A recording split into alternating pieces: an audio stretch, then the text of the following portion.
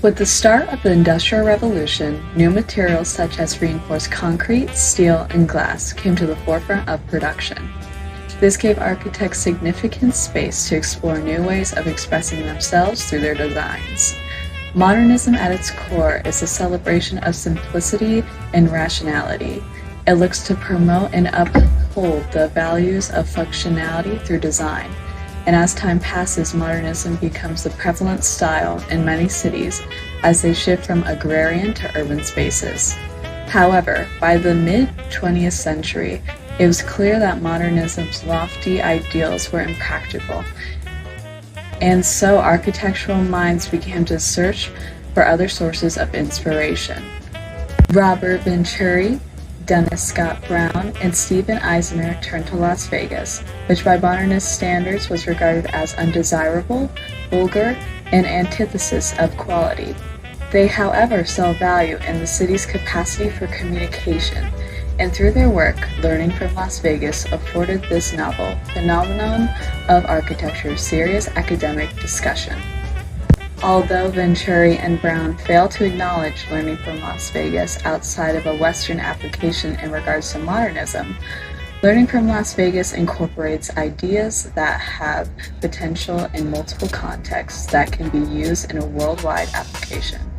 However, the method and theory of Venturi failed to deeply and completely express the historical and cultural connotations of the building.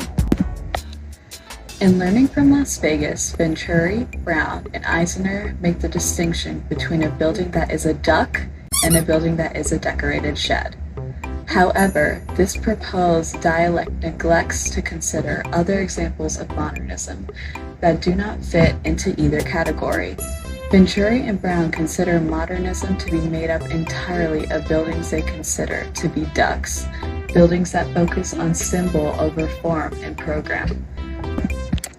One such duck would be Peter Eisenman's House the Sixth, which prioritizes the symbolism of the design over the functionality of the house. The issue with ducks is they are inaccessible. They have a connection only to the intellectual world and do not exist in a context undesirable in everyday life. In contrast, a decorated shed uses explicit denotative symbolism to convey meaning related to the program of the space and references historical precedent. What Venturi, Brown, and Eisner fail to acknowledge is that while Western modernism was largely prone to producing ducks, modernism elsewhere cannot and should not be reduced to fit in either category. The theory of metabolism in Japan, for instance, is a form of modernism contradictory to what is seen in Western culture. In describing the philosophy of metabolism, Kisho Kurokawa writes about how metabolism draws on Japanese culture from the past and present, reinforcing precedent while being accessible to everyday life through implicate and connotative symbolism. Metabolism, unlike Western modernism, uses symbolism in design to address Japanese culture and be in service to it rather than be superior to it. Kurokawa explains that it examines population trends and the mobility of Japanese culture in both past and present, and designs in according with that information. These elements of metabolism are never directly communicated in their design, unlike what Venturi and Brown would call a decorated shed. However, they are not so out of touch with the daily life and culture of Japanese society that they fall into abstract symbolism of a duck. It is in a way that Venturi, Brown, and Eisner's distinction between the two types of buildings failed to be a valid critique of non-Western modernism. Due to the design syntax of modernism, it became a style that both represented and embodied the rich and elite, becoming exclusionary and dismissive of dissent. Postmodernism then became a response to the failures of modernism, conversely highlighting the values of inclusion and compromise. Learning from Las Vegas positions itself into a more manifesto rather than a how-to guide for architecture. Venturi and Brown advocated for an alternative method of aesthetic inspiration, the decorated shed. These decorated sheds typically represent a more accessible architecture that is simple and cheap with plain fronts and backs, which leave room to be decorated by the users as they see fit, making it a multifunctional structure format that can be used by various cultures. Ornamentation and symbols can be implemented based on the societal background of the community. Postmodernism, according to Venturi, Brown, and Isidore, is adaptable for different types of communities with different cultural backgrounds. It's a celebration of ordinary, which modernism no longer is. Postmodernism appeals to wider audiences using signage and history celebrated in popular culture, as opposed to modernism, which only abstracts and doesn't take culture and history into account. Modernism is too separate from society.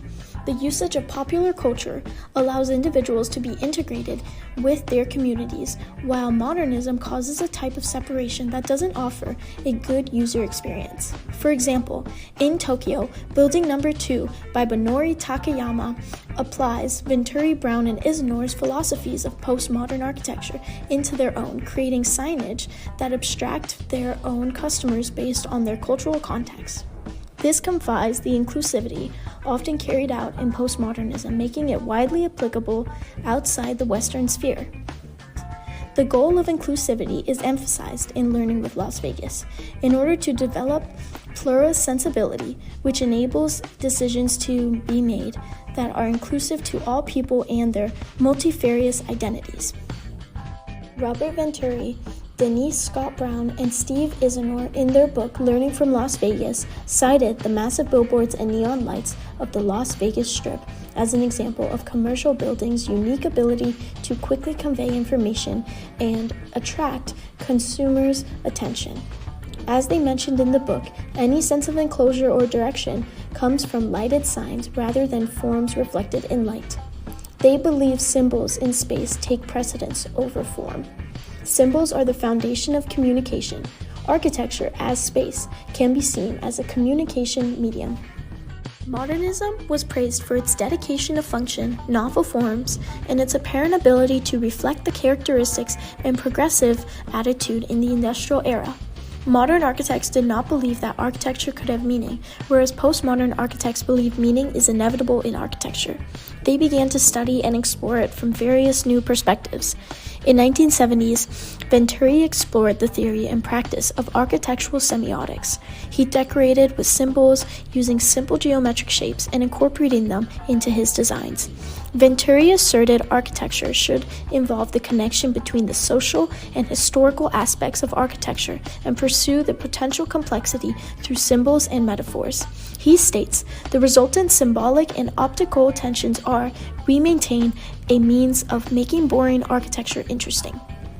Venturi's theory and design injected new vitality into modernism and hinted at new possibilities for the development of what would become postmodernism. However, simple pastings, ugly and ordinarily ornaments to the facade of modern architecture does not allow all buildings to have unique cultural characteristics. The dazzling billboards in Las Vegas can be a medium for a type of symbol, but they are far from the only way for all buildings to evoke association. According to architect Christian Norberg Schultz's proposal for Genius Loci, or the spirit of space, he contends it as the fusion of human subjective consciousness and objective existence space. The atmosphere people feel in the space result in a sense of belonging or identification. Architects can achieve this abstract effect by applying concrete methods such as material selection, color matching, structural combinations, sunlight intensity, sound of water, direction of wind, etc.